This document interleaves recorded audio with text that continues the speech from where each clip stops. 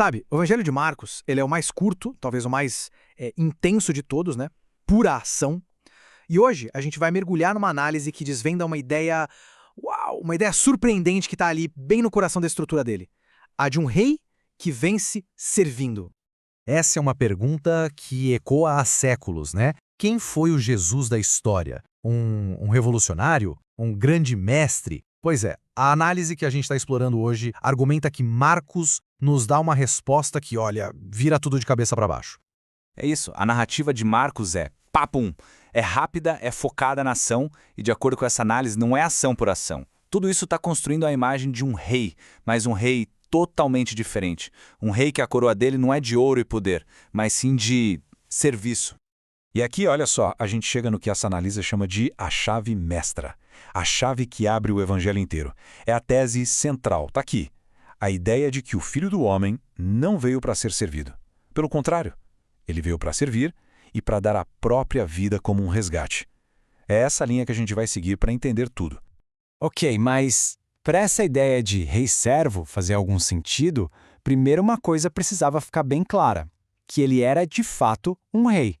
Então, o que essa análise mostra é que a primeira parte do Evangelho se dedica inteiramente a isso, a mostrar uma autoridade, uma autoridade como nunca se viu antes. E o interessante é que essa autoridade não era limitada, sabe? Não era só numa coisinha ou outra. A análise aponta que Marcos mostra essa autoridade em 4 grandes áreas, que basicamente cobrem tudo. A experiência humana inteira. A gente está falando da natureza, das doenças, do mundo espiritual e até mesmo do próprio pecado. Vamos pensar no poder sobre a natureza, por exemplo. Imagina a cena, uma tempestade terrível, apavorando todo mundo no barco. E aí, com uma única palavra, Jesus acalma tudo. O caos vira paz. Isso é uma demonstração de soberania total, né, sobre as forças do mundo. E com as forças espirituais, a mesma coisa. É direto, sem rodeios. E a análise destaca um ponto que é crucial aqui.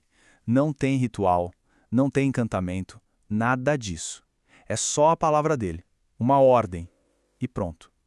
Isso, naquela época, era algo absolutamente inédito. Agora, é aqui que a coisa começa a pegar fogo, porque a autoridade dele vai bater de frente com o poder estabelecido. Pensa bem, perdoar pecados. Isso era visto como algo que só Deus podia fazer. Ponto final. Então, quando Jesus faz isso, ele não está só curando um paralítico, ele está reivindicando uma autoridade divina e, com isso, chacoalhando todas as estruturas religiosas da época. Mas essa autoridade toda não aparecia só em milagres e atos de poder, não. Aparecia também no jeito dele de ensinar. Ele usava aquelas histórias do dia a dia, sabe? As parábolas, para explicar os segredos mais profundos do reino dele. A parábola do semeador é um exemplo perfeito disso. A análise a enxerga quase como um filtro. A mensagem é a mesma para todo mundo, é a semente. Mas o que acontece com ela? Isso depende do solo. Depende do coração de quem está ouvindo. Então a mesma história pode revelar a verdade para uns e ao mesmo tempo esconder de outros. É genial. Ok, então a autoridade está estabelecida. O método de ensino também. E agora? Agora o foco muda para quem ele chamou para andar com ele. E olha, esse chamado não tinha nada, absolutamente nada de convencional. É aqui que a inversão de valores fica escancarada. Pensa num rei normal. Quem ele chamaria? A elite, certo? Os generais, os intelectuais. Mas este rei, ele olha para os comuns, para os esquecidos, humildes pescadores ali consertando suas redes, e eles são chamados para a missão mais importante da história. É uma quebra total de paradigma. E o preço para seguir esse rei é apresentado de uma forma brutal até.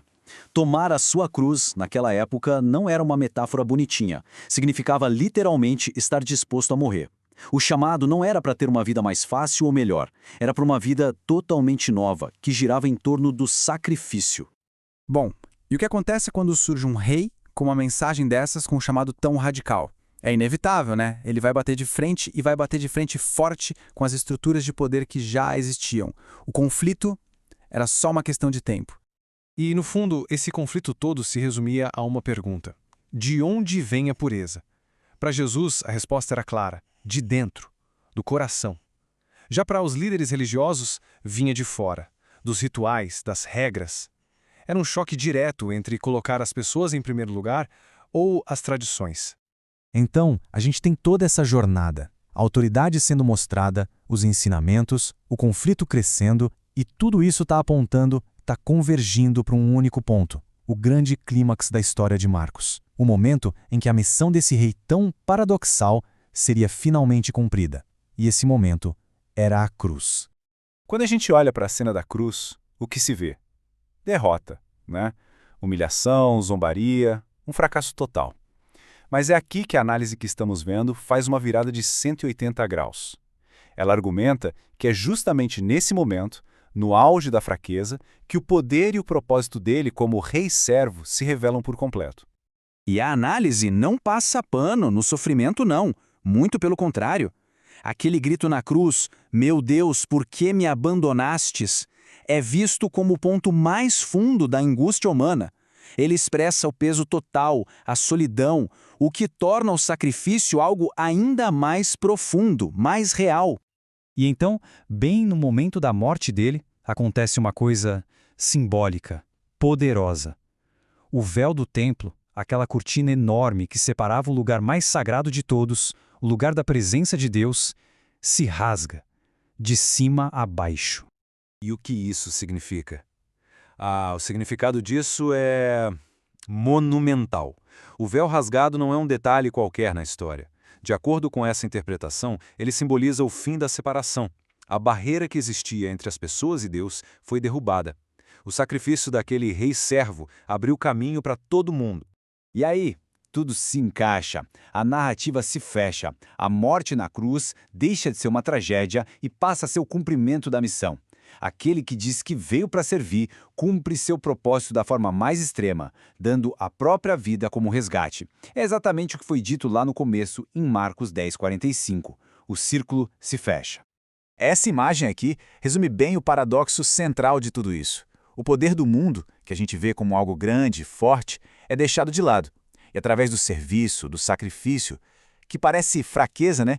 O impacto no reino é o máximo possível. É uma redefinição completa do que significa ter poder de verdade. Então, para resumir, a imagem que Marcos nos deixa, segundo essa análise, é de uma realeza de cabeça para baixo. O trono é uma cruz. A coroa é de espinhos. E a maior vitória de todas vem através do maior sacrifício. E no final das contas, essa análise de Marcos nos deixa com uma provocação. Num mundo como o nosso, tão obcecado por poder, por status, como é que essa história de um rei-servo desafia as nossas ideias sobre o que é ser um líder de verdade, sobre o que é ter influência de verdade? Fica aí a reflexão.